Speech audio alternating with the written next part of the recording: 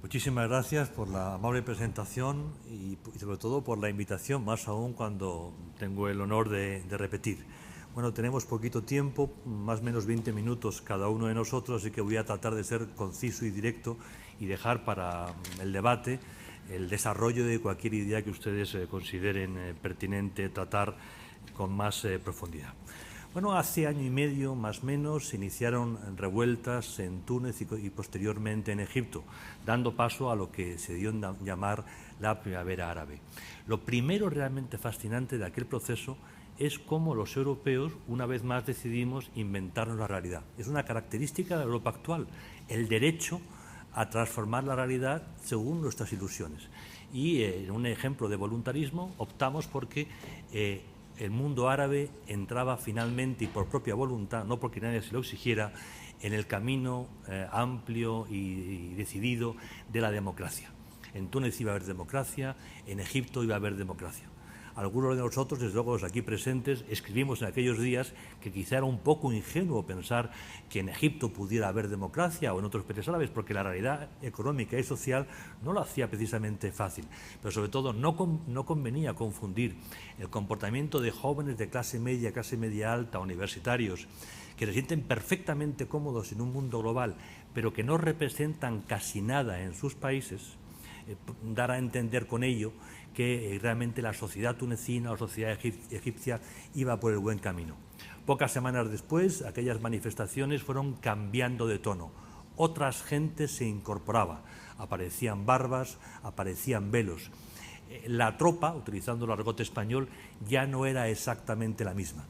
La revolución tuvo su origen en jóvenes occidentalizados, que no tienen miedo a Occidente, pero esos jóvenes no estaban preparados, no eran capaces para liderar unas sociedades que estaban muy lejos de sus presupuestos, muy lejos de su formación y de su actitud. La revuelta, o las revueltas, porque son varias en países muy distintos, han ido poco a poco cayendo bajo el control de que sí estaba preparado para ello, que son las fuerzas islamistas, como en su momento muchos de nosotros advertimos. No es que los hermanos musulmanes estuviesen en el origen, que no lo estuvieron.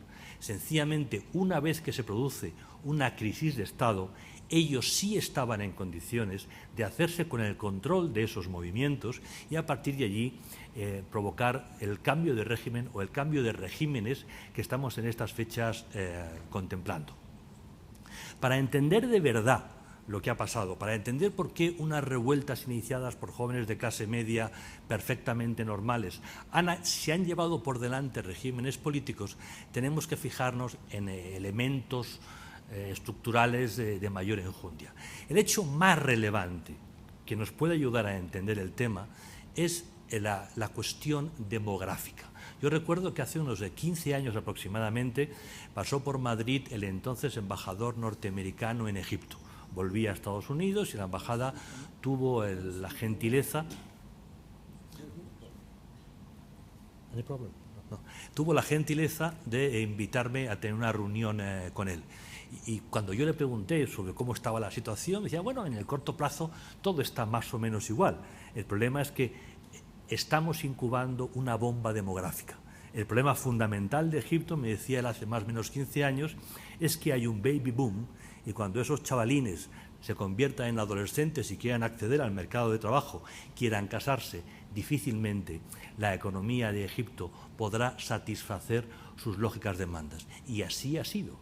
En Egipto y en otros países del mundo árabe nos encontramos con medias de edad inferiores a los 30 años. Hay algún país árabe, como Yemen, que tiene media de edad inferior a los 20 años. Hagan por favor el esfuerzo de pensar cómo es una sociedad donde, como es el caso de Egipto, la media de edad, si mal no recuerdo, son 24 años, o de Túnez, que deben ser 26 años. Cuando una economía no es capaz de dar respuesta a demandas de jóvenes, y los jóvenes son realmente la mayoría, ese sistema, ese régimen político, tiene un problema muy serio por delante. Cuando hay un excedente de población, históricamente se resuelve de dos maneras. Uno, vía emigración, otro, vía guerra. Durante años, sencillamente, lo que ha habido es una salida masiva de población de esta parte del mundo hacia Europa u otras direcciones. No es casual que la crisis económica europea coincida con las revueltas. Sencillamente, la válvula que regula la presión de la olla se ha cerrado. No somos capaces de incorporar, de importar población, porque no generamos puestos de trabajo. Es más, tenemos un serio problema de desempleo. Por lo tanto, una de las salidas naturales de esta presión, de este problema interno, sencillamente se ha cerrado. Cuando no se puede salir y cuando no hay opción, uno mira evidentemente al gobierno. Y un gobierno que era relativamente eficaz y relativamente corrupto, se convierte en definitivamente ineficaz, definitivamente corrupto. ¿Es que eran más corruptos estos regímenes hace un año que hace 5? No. ¿Es que eran económicamente más ineficaces? No. Es sencillamente que la presión se ha hecho mucho mayor.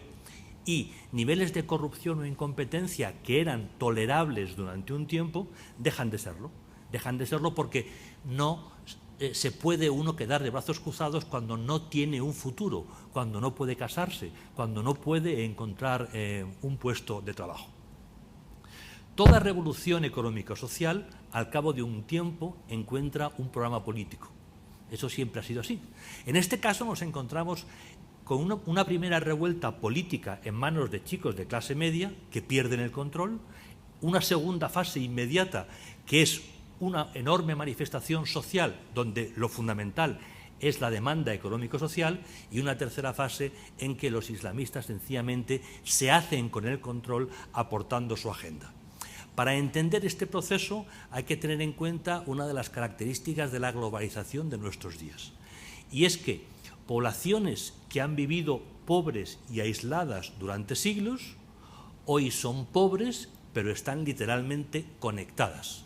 Tienen una antena parabólica, un descodificador y ven las series de televisión norteamericanas, ven las series de televisión europeas, es decir, ven cómo vive otra gente y a su vez reciben una interpretación de por qué ellos están como están a través de programas informativos que normalmente se producen en el Golfo Pérsico, más o menos a partir de la visión wahabí de la realidad, aunque crecientemente han ido incorporándose otras visiones más modernas, pero igualmente islamistas.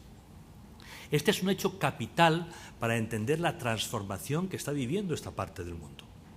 Son pobres, tienen dificultades para encontrar futuro, para que sus hijos salgan adelante, pero de pronto reciben una interpretación más o menos ingenua, más o menos pobre, más o menos maniquea, pero una interpretación de por qué ellos están condenados a la pobreza, mientras en otras partes del mundo la gente vive en un entorno suficiente y de bienestar. En términos generales, lo que podemos ver es que un ciclo político histórico termina, un ciclo que más o menos comienza en el proceso de la descolonización tras la quiebra del Imperio Turco y que ahora concluye. Si durante todos estos años el liderazgo ha venido correspondiendo, en la mayor parte de los casos, a regímenes abiertos a Occidente, podían ser monarquías tradicionales o podían ser regímenes nacionalsocialistas, pero más o menos abiertos a Occidente, ahora lo que nos encontramos es que el vacío que deja el agotamiento de estas fórmulas lo van a ocupar opciones islamistas, opciones que llevan allí mucho tiempo, en algunos casos ya antes de la Segunda Guerra Mundial, que no habían tenido opción de llegar al poder fundamentalmente porque no había democracia y porque contra ellos se aplicaba en muchos casos la violencia. Son opciones que no necesariamente son mayoritarias, pero que sencillamente están, saben lo que quieren, saben a dónde van, tienen una estrategia y cuando solo están ellos parten con una enorme ventaja.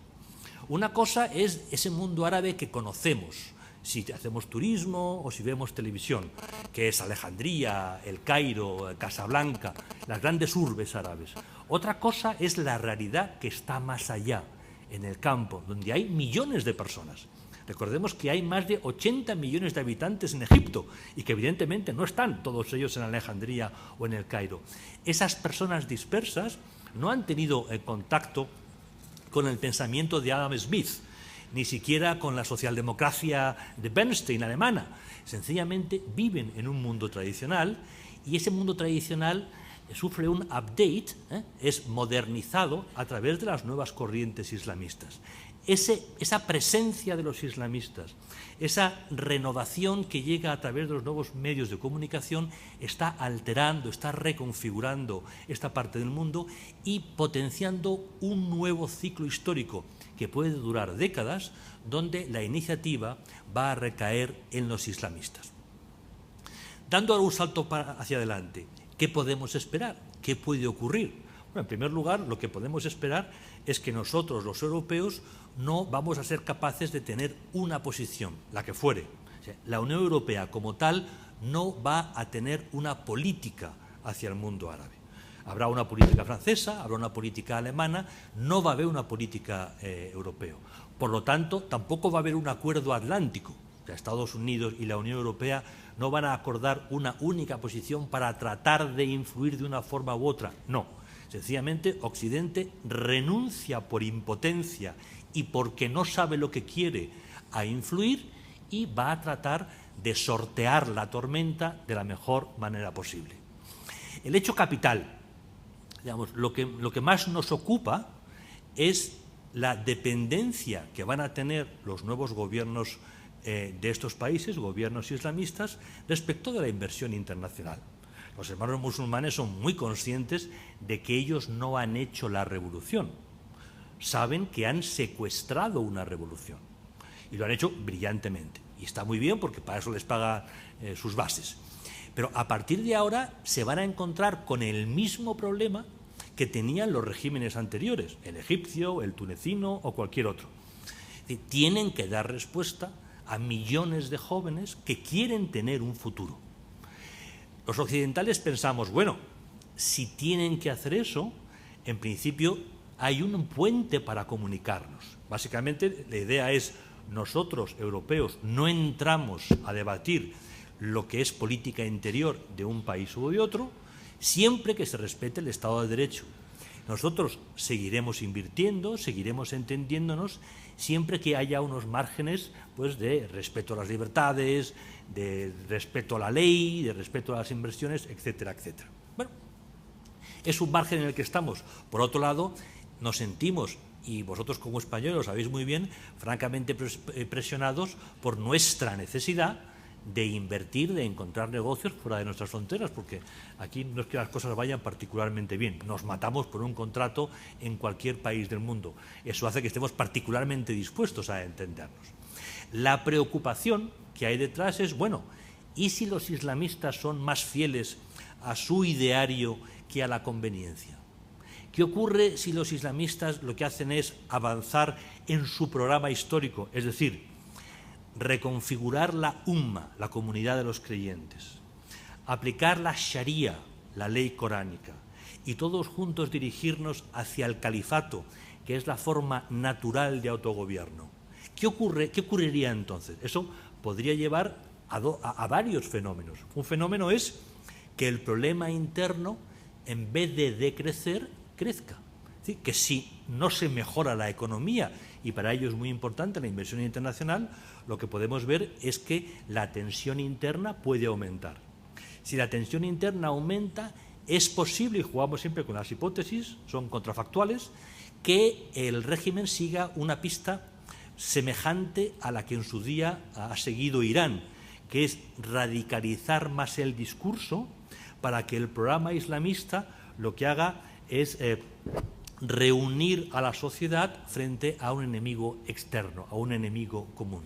La radicalización cohesiona a la sociedad, pero al mismo tiempo la aleja crecientemente de la modernización necesaria para activar la economía. Pero la radicalización también puede llevar a conflictos civiles. Hemos vivido una guerra civil en Líbano entre dos comunidades, una más islamista que la otra. Estamos viviendo una guerra civil en Siria, donde no hay dos partes sino muchas más, pero fundamentalmente el bloque se ha dividido en dos. Uno más próximo al mundo chií iraní, otro más próximo al mundo de los hermanos musulmanes suníes. Yemen está viviendo una guerra civil a tres bandos. hay algún otro país que no ha superado crisis anteriores y vive una fase de descomposición. Siempre tenemos el miedo de qué va a pasar en Líbano, donde todo está cogido con alfileres. Bien, este tipo de situación puede generalizarse algo más si la presión de los islamistas aumenta seriamente. Por detrás de ello nos encontramos viejos temas de política internacional en este tema.